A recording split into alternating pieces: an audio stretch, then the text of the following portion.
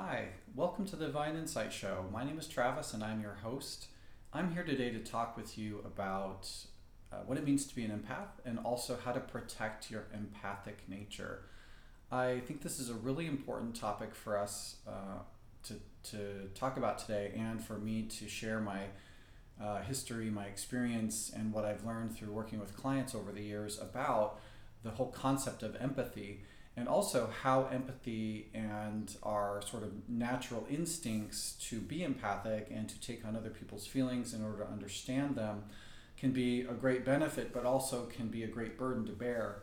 And I think at any given time, we all have a responsibility to understand what it is that's going on within us and how these things could be affecting us, different events that are happening with other people, for example, that we might read about, how to separate ourselves from what's going on outside of ourselves so that we can have a truly free and independent and authentic relationship with the world, and also to make sure that we check in with ourselves about how we are actually feeling, notwithstanding what's going on around us in the world. So I want to talk about what it means to be an empath first, and then talk about techniques that you can use any given day to stop, notice how you're feeling, and then let go of the things that aren't yours. And I think this is incredibly important. I also want to recognize I didn't learn about what it meant to be an empath until I was in my mid-30s, when I took a Reiki class and started doing energy medicine. I started to realize that I was feeling so many things throughout the day that weren't mine.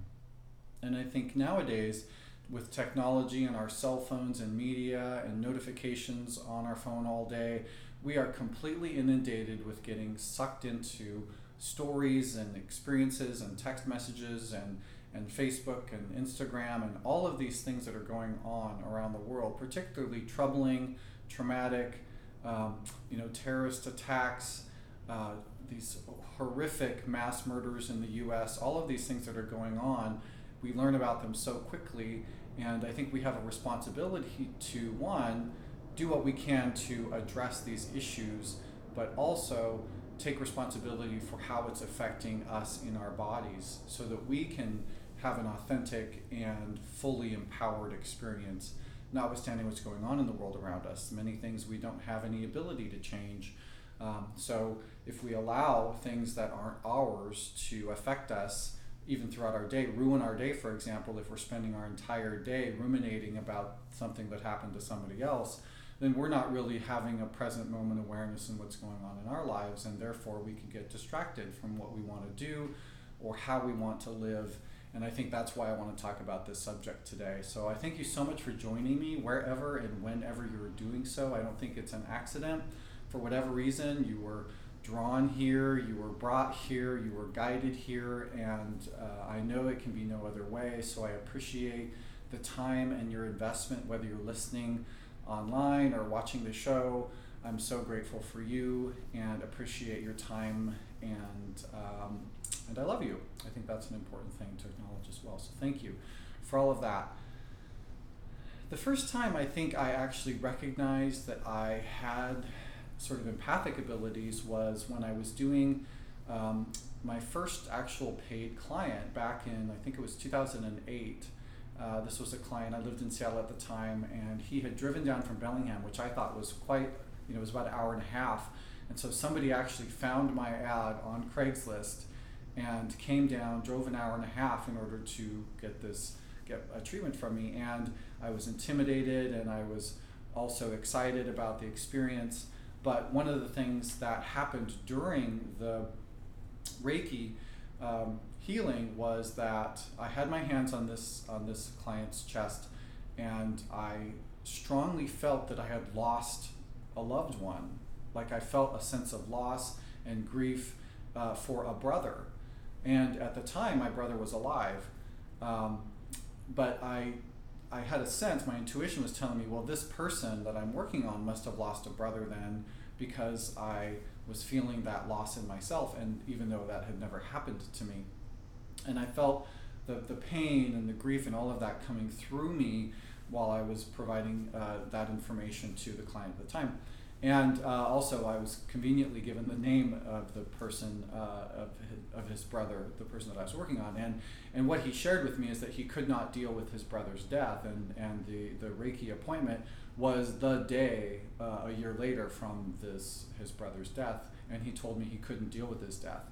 I found that interesting, and in that moment shared with him that I wonder if that's actually true, that he can't deal with his brother's death. That narrative, that belief system tells me that he's not open to learning how to grieve. So I asked him, I wonder what would happen if you asked the universe to help you learn how to grieve, and what would shift, what would come into your life at that point. But my point is that that feeling that I was experiencing wasn't mine. It didn't come from my life. It came from his. And I took it on and felt it and experienced it, and I realized that the terminology around that is being an empath.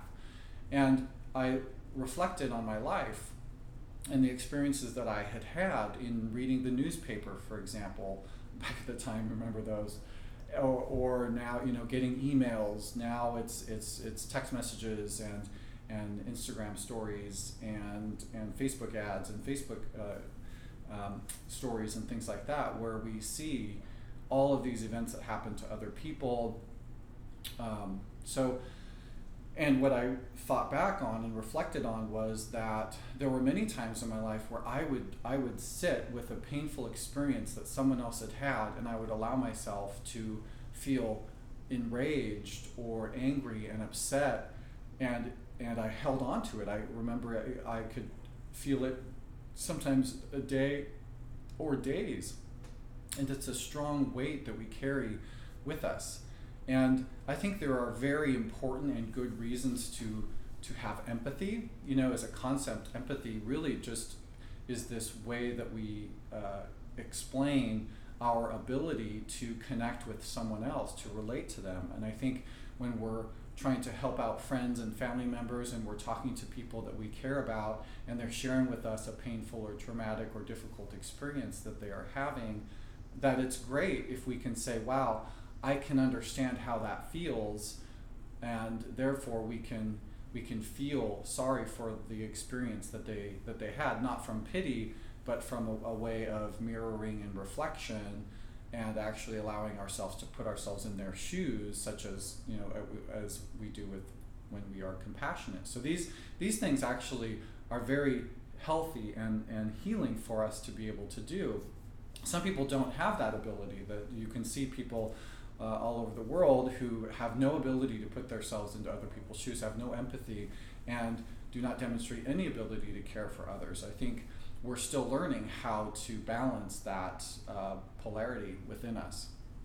But for those of us, I believe, that are here to help heal the world, and all of us, whether you're an active, treatment provider or healthcare provider, or yogi or massage therapist, or body worker, or you work in a bank, or you work in service industry, we are here in often ways we have decided to help others. However we do that, which most sings to us, whatever our method of doing so, whether that's art or just working in whatever industry you work in. I think a lot of us are here to learn how to help others. And like I was saying before, we do that through understanding someone else's experience.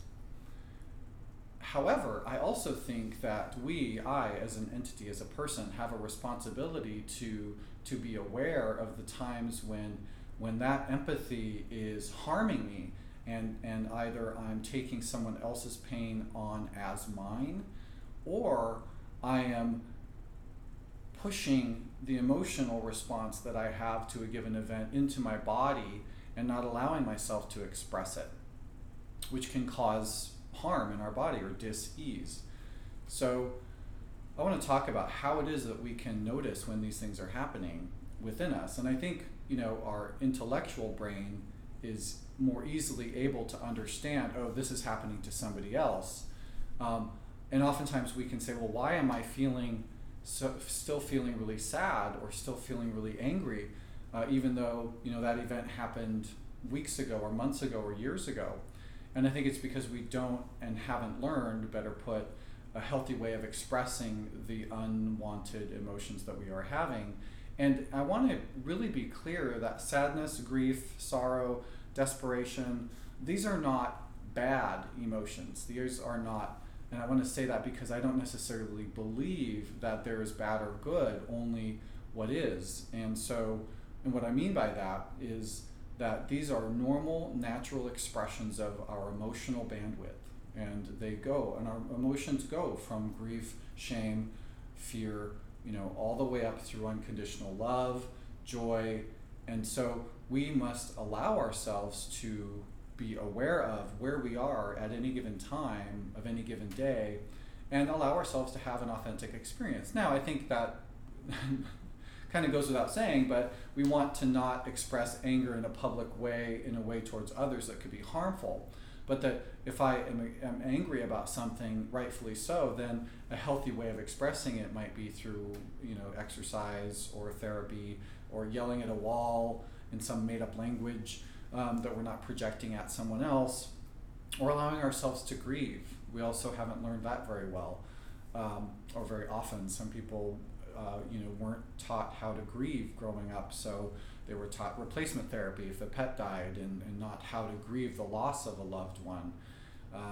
And so we're still learning how to appropriately express our emotions. But as an empath, what can happen is we can go throughout our day and just take all of these unfortunate situations and emotional experiences that other people are having and wear them as if it's a backpack on our back. And when I first started seeing that with clients that I worked on, I could actually see the heavy weight that they were carrying of the world's burdens.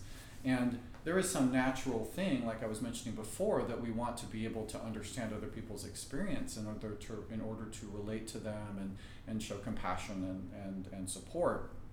But we want to separate their experience from ours, because we have a responsibility to, authentically live our lives in whatever way that we chose to come back into. And when we hold other people's pain as our own, we can then be negatively influenced by someone else's experience.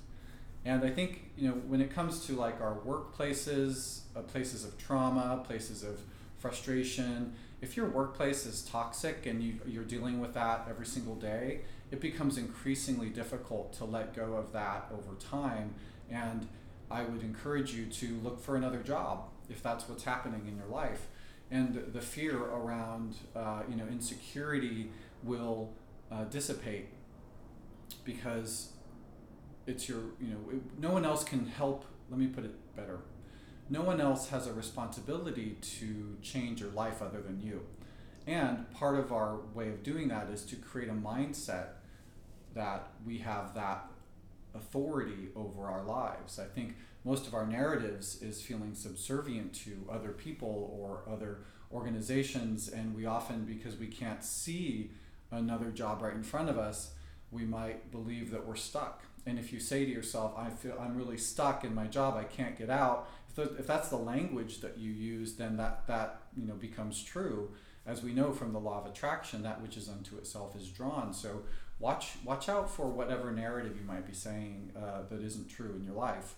You do have the ability to change your relationships. If you're in a toxic relationship with a boyfriend, girlfriend, or non-binary person, and you are not in a healthy relationship, you do have the ability to get out, and the responsibility to. The fear around being alone, can be worked through. So my point really when it comes to being an empath is that we're just affected more severely in the day-to-day than other people. So it's our responsibility to know when these things are affecting us, and they can affect us through, headaches, despair, feelings of depressing feelings or aloneness, withdrawal from activities, lack of passion or interest in doing things, other than just the day-to-day.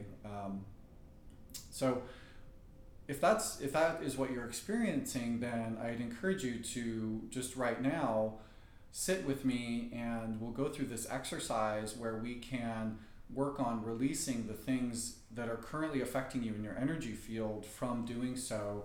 And once you start doing this more frequently, it will become more of a habit, and you will be able to do it much more quickly. And in fact, you'll be able to notice things before they come to you to say, oh, look, I noticed that pattern.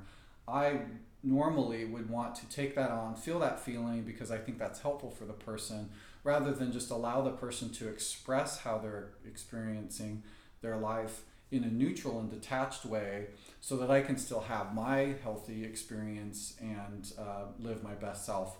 So I know that's sort of a lot of content. So make sure, please, send me an email, travis@divineinsight.com, or you can comment below this video with any questions, and I'm happy to help you. If you're interested in booking a session where we can work on this more on a one-on-one, I'm happy to do that as well. Just go to my website, divineinsight.com, on the sessions page, and you can book a session right there online. I have half-hour and hour-long sessions. But for the purpose of this exercise, which is protecting our empathic nature, is to really understand that we are spiritual beings having a physical experience, and that our spiritual nature is one of a higher level of consciousness than our psychological ego personality. And at any given time, we are reflecting both. And my desire is that I want to understand how these psychological things are happening within me, but also learn to live a more spiritual experience. That's my desire. And when I do that, I find that I am happier, I am more joyful, and that my life is better than if I don't. And I think that's an important thing to recognize, at least within me. Now, psychologically, if you think of it that way, I mean, science has been demonstrating more and more that other people's energy can influence our physical bodies. There's been recent studies even in the last couple of weeks that have come out with information regarding that. So if you're kind of feeling like your mind is rejecting this, you're feeling like this doesn't resonate, then look up some of the recent articles. You can even just Google it, and you can find some of the recent scientific articles that explain how this works. But the basics is we have an energy field that surrounds us that is in fact part of our physical body. It's just something that's unseen. So we call it an auric field. It surrounds us about 6 feet in all directions. Within that field is our mental plane, which is essentially a frequency, which is like our energetic footprint that includes our, if you think of it this way, if I'm expressing an emotion, my frequency is that vibrational frequency of that emotion, and it has a resonance, it has a color, it has a vibrational frequency that emits out. And if I'm an empath, then what can happen is other people's frequencies can essentially attach to mine, and then I reflect that within myself, and then I'm not having my own independent, authentic experience. I'm now experiencing their life. And sometimes it can be difficult to let go of that because we care about a person, and we have learned that by caring for somebody, we feel their pain. And that's not healthy for us. So we don't want to feel their pain. We want to empathize with what they're experiencing, but not feel it ourselves for longer than we need to. And if you feel like you're having a difficult time with it, and you feel really that you need to feel what someone else has experienced, the loss of a pet or something, and you then just set a timer for a minute and say, okay, I'm going to allow myself to fully experience what this other person is emoting, or this story that I'm reading online, and then say after a minute, I'm done. I'm not going to do it anymore. And that way you can more easily set an intention of both honoring your desire to help or support in the way that you think you need to, which is to feel their emotions. And I'm telling you, you don't have to, but if you do, then this is a way you can get around it. And then at the end of that time, say, okay, thank you. I appreciate the opportunity to share with what someone else is experiencing. And now I want to go about my life, because my responsibility is for how to create what I want in my life. And I can't do that if I'm constantly bombarded by everybody else's stuff. It's just impossible. So take a moment right now, take a deep breath, sit comfortably. And I won't ask you to, obviously if you're driving, pull over or wait, pause it and go back to this. But you really want to get yourself into a place of serenity. And serenity is really just a separation of outward influences. So find a quiet place in your house, in your car, in your life, a park, somewhere where you can be separate. Put your phone on to vibrate or silence, and then from there, start to breathe. Notice your breath. Take a deep cleansing breath in at your own pace and depth that's comfortable for you. And just release. Take another breath in through the nose, and if there's a resonance, if there's a sound that comes out of your throat, that's helpful too when you release. So breathe in through your nose. And just let the chest drop. And once you do that a few times, your autonomic system will automatically start to, your heart will start to slow. You'll start to get more fully into your body, and just find a pace and comfort of breath that works for you. And if you can close your eyes, go ahead and do that. And I want you to just imagine that you're sitting in a park with your back against a tree, and that this tree is really comfortable, and just tell yourself this is a place that you've been many times before, and it's very comfortable for you. It's very relaxing. It's warm, it's inviting. Maybe you can feel a soft, warm breeze against your face or your body. Maybe there's some sunlight coming through the trees and you can feel it on your face. Maybe there's the scent of woods that you're in your mind's eye. You can see yourself surrounded by a beautiful forest, and you know that you're safe and protected. The forest is Mother Earth, and she wants to nourish you.